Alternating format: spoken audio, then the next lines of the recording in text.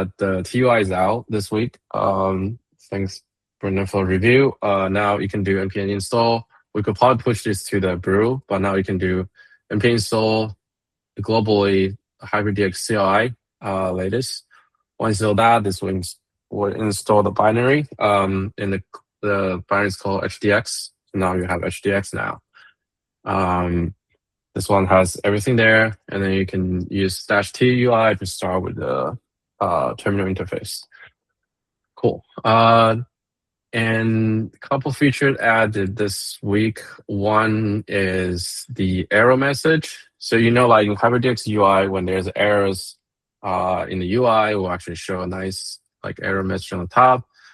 Now it will show that down. So it will show, this is actually following. Yeah, so it will show the error message here and the query we ran here as well. Similar to the web.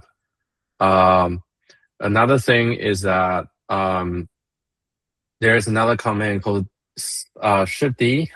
Once you hit that, it will just tell you what's the query currently running. This is useful to debug the performance of the overall TUI. If you're in different interface, you want to see what's the performance for that. Specific feature, we can actually debug it.